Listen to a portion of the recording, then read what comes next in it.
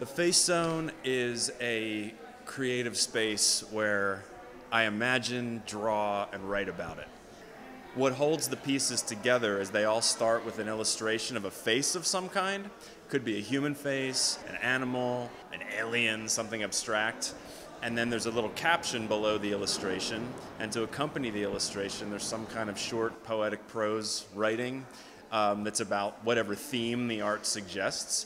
And it's called the Face Zone because all the illustrations have faces. And I like the word zone because it opens up this other imaginative world and space. And that's really the point of this work, is to set mind in motion. I originally was a musician by trade. And for a time I was away from that, and I needed to come up with something else to fill that creative void. So I really just started doodling for my own amusement, and they all ended up being faces, I noticed. And then I had the idea to put these little captions below each one, and then that led to the writing, which led to the books, which led to the live show that I also do, where all the writing pieces are memorized, and then when I do the spoken word part, whatever the face art is will be on a big screen next to me, projected. And then at some points during the show, I stop and do one of my original piano compositions just to kind of punctuate hearing me talk the whole time. So it's art, words, and music to trip your imagination. Tonight's exhibit is really featuring the work of Joan C. Waits. She's from Silver Spring. I'm from Takoma Park.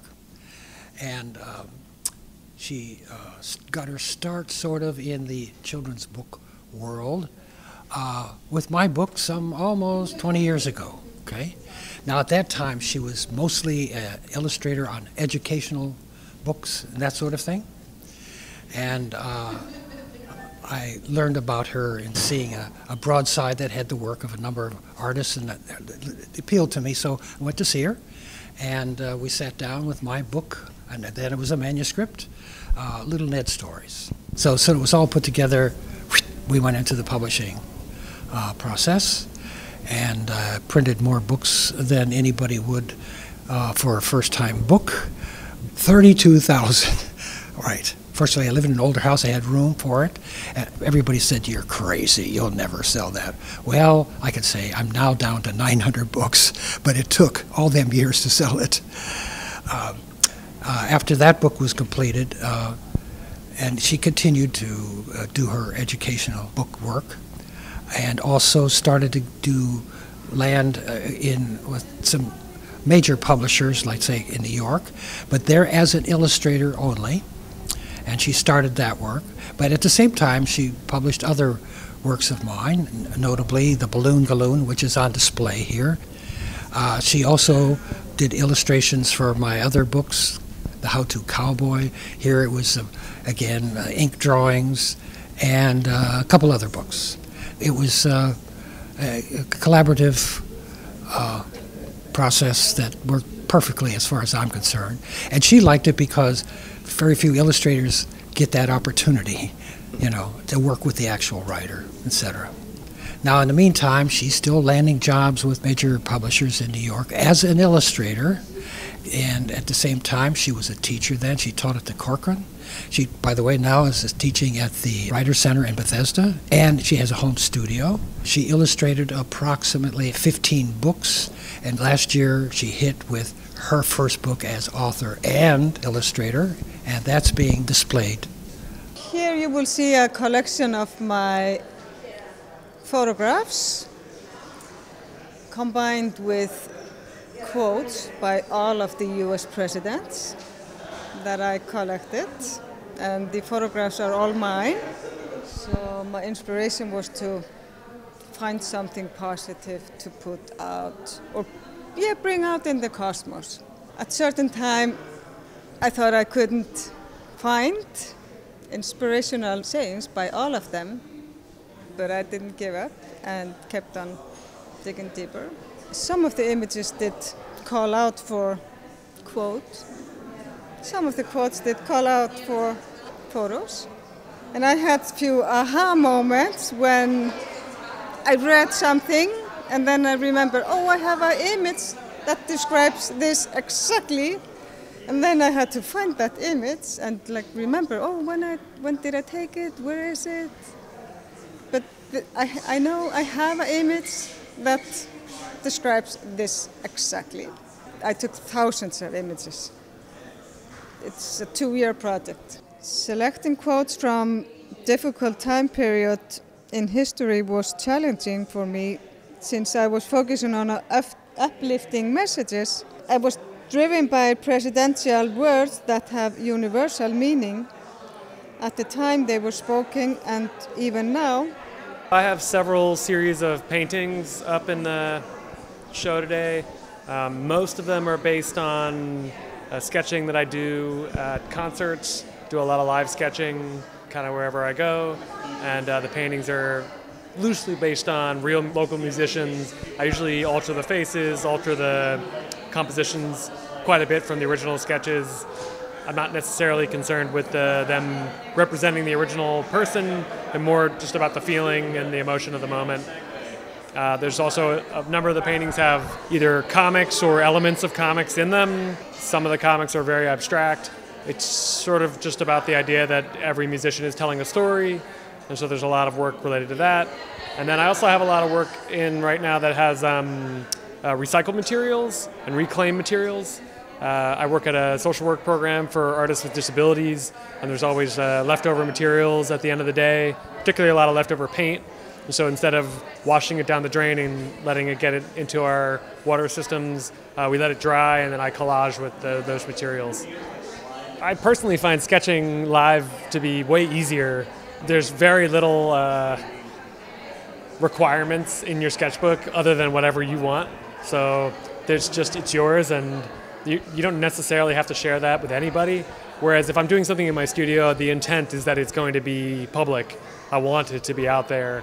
I think some of the paintings involve very clear color schemes. So if it's a drawing from a concert, I might try and ape the lighting display from the show. If it's a particular mood, I might try and tone it down a little to focus on that mood. I gotta say though, in a lot of cases, I just sort of go with colors that feel right in the moment.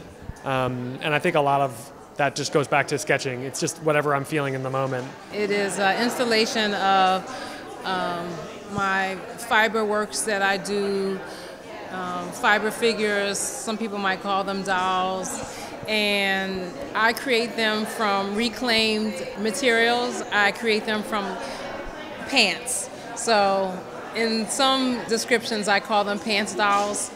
They're all made from denim jeans or other types of pants, and some of them are painted, some of them have original material, and then I adorn them with other types of reclaimed materials mainly. About 6 years ago, I was part of an exhibit in Charleston, South Carolina called the Black Mermaids and Mere Women exhibit, put together by Toria Washington. And all of the artists created either quilts or figures to represent black water creatures. And I chose Olokun, which is an African spear for the deep ocean. And so all the figures that you see in the installation are inspired by Olokun.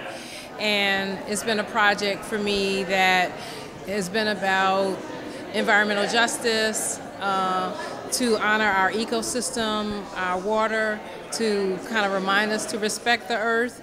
And it's also in honor of all the millions of Africans who perished, survived, or descended from the African slave trade, the transatlantic slave trade. So the project has meant a lot to me just in terms of dealing with Olokun as that deep ocean spirit that would govern the realm where our ancestors' bones settled during the Atlantic slave trade. It's been really important to me to work with reclaimed materials. I found that the fashion industry, especially the industry that creates denim jeans, is one of the most polluting industries. So in terms of it honoring the ocean and the water, it's been important to work with reclaimed fabrics. I'm not adding to the stream of material created. I'm using something that's already been created and I'm reclaiming it. The other things in the installation are other found objects or things that I've created, wood, plastic, metal, ceramic pieces to kind of represent objects in space. Certainly for Takoma Park, for holding affairs like this and displaying the work of artists, local artists. Very few, and they do it sort of like on 2-month cycles.